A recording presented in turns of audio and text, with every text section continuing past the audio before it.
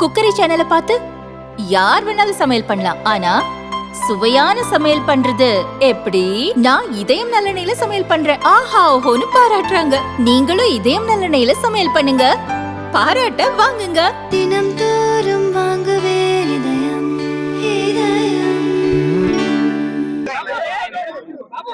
జనసేన శాసనసభ్యులందరితో కూర్చొని మొత్తం అన్ని పర్యవేక్షణ చూసాం. లోపల చూస్తే అంటే ప్రాబ్లం ఏముందంటే కొత్త అది చాలా 454 కోట్లు పెట్టి కట్టారు. 69 ఎకరాలలో 7 బ్లాకుల్లో 7 బ్లాక్స్ 7 బ్లాక్స్ నిర్మాణానికి వాళ్ళు చేశారు.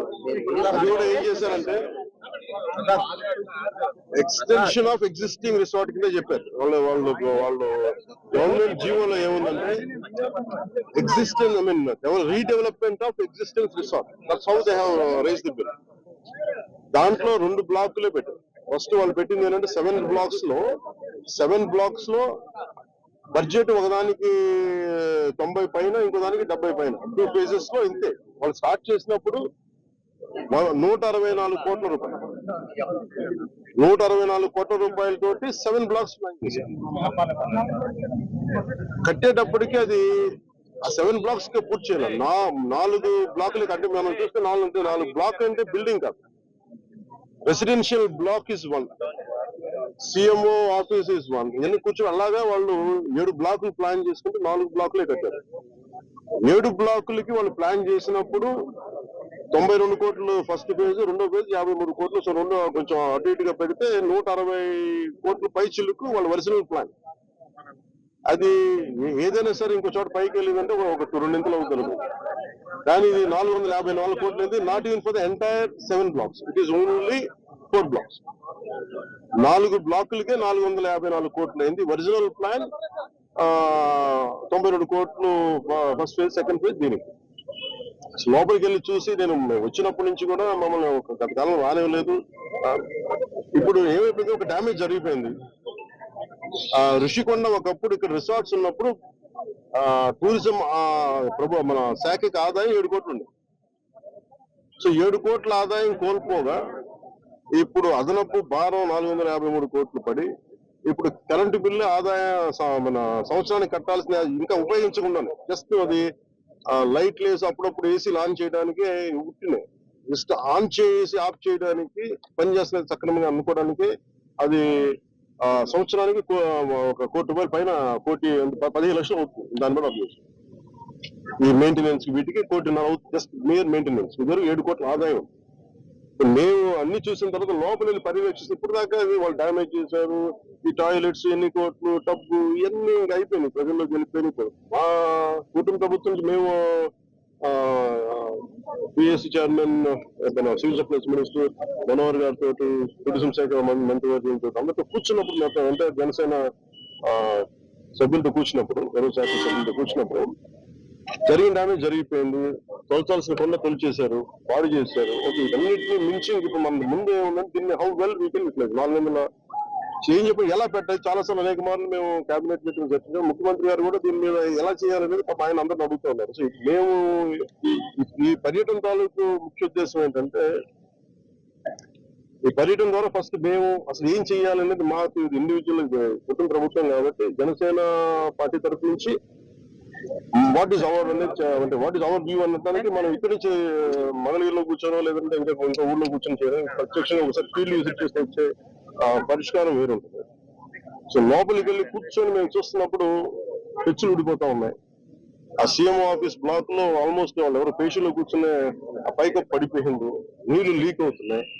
ఇది 2 చేయాలి. ఒకటి, బిల్డింగ్స్ అన్ని సేఫ్టీ ఆడిట్ జరగాలి, అదొక చర్చించాం. 2, అసలు దీని ఎట్లాగా సేఫ్టీ ఆడిట్ జరిగినంటే ఎట్లా దీని ఆదాయ మార్గాలు పెంచాలి. మీరు ఎవరైనా సరే వ్యాపారం చేద్దాం అనుకున్న వాళ్ళు కూడా ఇలా గత ప్రభుత్వం ఏం చేసింది, అది వాళ్ళ ముఖ్యమంత్రి కార్యాలయం కింద, నివాసం కింద, వారి కుటుంబ నివాసం కింద పెట్టారు. మనం ఆలోచిస్తుంది ఏంటంటే ఇది ఆదాయం, ఇది టూరిజం శాఖ ప్రాపర్టీ. ఇది should remain as Andhra Pradesh government ప్రాపర్టీగా ఉండాలని మా అందరి కోరిక. దట్స్ వాట్ ఒక 4 రెజల్యూషన్ తీసుకున్నాం. ఒక ప్రైవేట్ వ్యాపారం ఎవరైనా సరే 1 కోటి రూపాయలు పెట్టుబడి పెడితే కనీసం 1 రూపాయి ఆదాయం రావాలి కదా.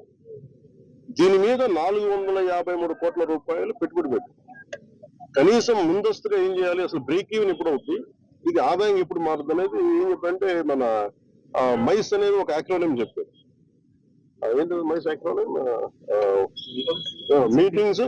Meetings incentives exhibition and conferences.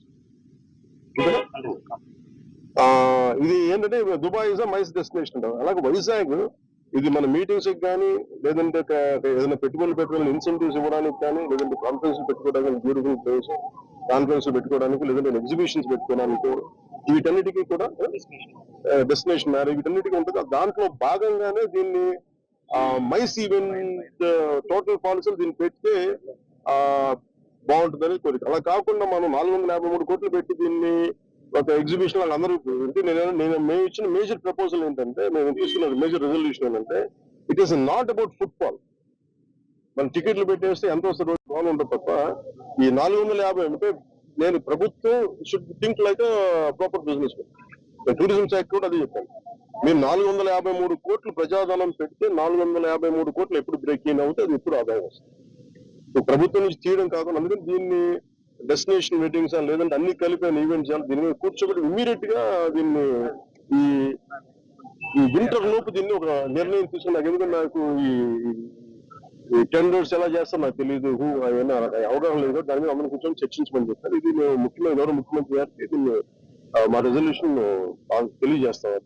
ఎందుకంటే వాళ్ళు కూడా మన ముఖ్యమంత్రి గారు కూడా ఏమంటారంటే చాలా సార్లు మీరు ఏదైనా ఒక ప్రపోజల్ తోటి ఒక సలహాతో మేము తీసుకెళ్తాం. అనేక పర్యాలు కేబినెట్ మీటింగ్స్ వచ్చారు. దాంట్లో భాగంగా మేము ఇక్కడికి వచ్చాం. వచ్చి కూర్చొని ఇది కూటమి ప్రభుత్వం జనసేన ప్రపోజల్ గా దీన్ని ఎలా చూస్తున్నాం అనేది వారికి తెలియజేస్తాం. అలాగే మనోహర్ గారు మన సూచన ఏంటంటే దుర్గేష్ గారికి కూడా వెంటనే మాట్లాడుతుండగా వెంటనే దీన్ని మెయింటెనెన్స్ చేయించింది. ఎందుకంటే దుమ్ము పట్టేస్తుంది, ఆల్మోస్ట్ ఒక 5 ఇంచ్ దుమ్ము ఉంది. సో వెంటనే క్లీన్ చేయించిన ఎవరు పడితే వాళ్ళు వెళ్ళిపోతా ఉన్నారు. అందుకని దీన్ని ప్రొటెక్ట్ చేయడం, దీన్ని కేర్ తీసుకోవడం అసలు దీన్ని ఎట్లాగా సేఫ్టీ ఆడిట్ జరిగిందంటే ఎట్లా దీని ఆదాయ మార్గాలు పెంచాలి. మీరు ఎవరైనా సరే వ్యాపారం చేద్దాం అనుకున్న వాళ్ళు కూడా ఇలా గత ప్రభుత్వం ఏం చేసింది, అది వాళ్ళ ముఖ్యమంత్రి కార్యాలయం కింద వాళ్ళ నివాసం కింద వారి కుటుంబ నివాసం కింద పెట్టారు. మనం ఆలోచిస్తుంది ఏంటంటే ఇది ఆదాయం, ఇది టూరిజం శాఖ ప్రాపర్టీ, ఇది should remain as Andhra Pradesh government ప్రాపర్టీగా ఉండాలని మా అందరి కోరిక. ఒక రెజల్యూషన్ తీసుకున్నాం. ఒక ప్రైవేట్ వ్యాపారం ఎవరైనా సరే ₹1 పెట్టుబడి పెడితే కనీసం ₹1 ఆదాయం రావాలి కదా. దీని మీద 453 కోట్ల రూపాయలు పెట్టుబడి పెట్టి కనీసం ముందస్తుగా ఏం చేయాలి, అసలు బ్రేక్ ఈవెన్ ఎప్పుడు అవుతుంది, ఇది ఆదాయం ఎప్పుడు మారుతుంది అనేది ఏం చెప్పంటే మన మైస్ అనేది ఒక యాక్రోనిం చెప్పారు. అదేంటంటే MICE acronym meetings incentives exhibition and conferences. ఇది ఏంటంటే దుబాయ్ ఇస్ మైస్ డెస్టినేషన్ అంటారు. అలాగే వైజాగ్ ఇది మన మీటింగ్స్ కానీ లేదంటే ఏదైనా పెట్టుబడులు పెట్టుకోవాలి ఇన్సెంటివ్స్ ఇవ్వడానికి కానీ లేదంటే కాన్ఫరెన్స్లు పెట్టుకోవడానికి బ్యూటిఫుల్ ప్లేస్ కాన్ఫరెన్స్లు పెట్టుకోవడానికి లేదంటే ఎగ్జిబిషన్స్ పెట్టుకోవడానికి వీటన్నిటికీ కూడా డెస్టినేషన్ మ్యారేజ్ వీటన్నిటికీ ఉంటుంది. దాంట్లో భాగంగానే దీన్ని మైస్ ఈవెంట్ టోటల్ పాలసీలు దీన్ని పెడితే బాగుంటుందని కోరిక. అలా కాకుండా మనం 453 కోట్లు పెట్టి దీన్ని ఒక ఎగ్జిబిషన్ అందరూ అంటే మేము ఇచ్చిన మేజర్ ప్రపోజల్ ఏంటంటే, మేము తీసుకున్న మేజర్ రెజల్యూషన్ ఏంటంటే, it is not about football. మన టికెట్లు పెట్టేస్తే ఎంత వస్తుంది రోజుగా జనం వస్తుంటారు వెళ్తుంటారు గోల్ ఉంటుంది తప్ప ఈ 450 అంటే నేను ప్రభుత్వం should think like proper business. Tourism శాఖ కూడా అది చెప్పాను. మీరు 453 కోట్లు ప్రజాధనం పెడితే 453 కోట్లు ఎప్పుడు బ్రేక్ ఇన్ అవుతే అది ఎప్పుడు ఆదాయం వస్తుంది.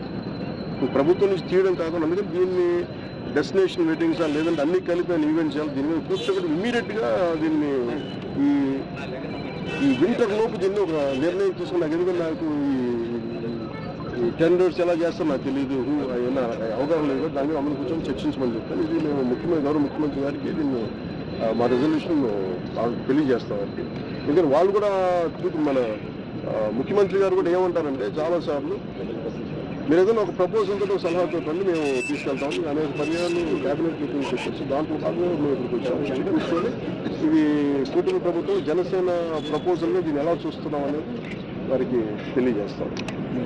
అలాగే మనోహర్ గారు మన సూచన ఏంటంటే దుర్గేష్ గారికి కూడా వెంటనే మాట్లాడుతున్నారు. ముందు వెంటనే దీన్ని మెయింటెనెన్స్ చేయించింది. ఎందుకంటే దుమ్ము పట్టేస్తున్నాయి, ఒక ఆల్మోస్ట్ ఒక 5 ఇంచు దుమ్ము ఉంది. సో వెంటనే క్లీన్ చేయించినాయి. ఎవరు పడితే వాళ్ళు వెళ్ళిపోతా ఉన్నారు. అందుకని దీన్ని ప్రొటెక్ట్ చేయడం, దీన్ని కేర్ తీసుకోవడం. గతంలో సార్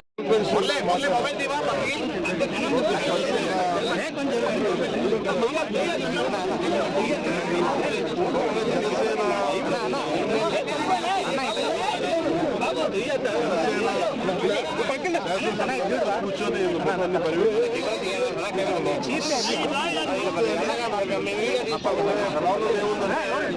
అది చాలా 454 కోట్లు పెట్టి కట్టారు. 69 ఎకరాల్లో 7 బ్లాకుల్లో 7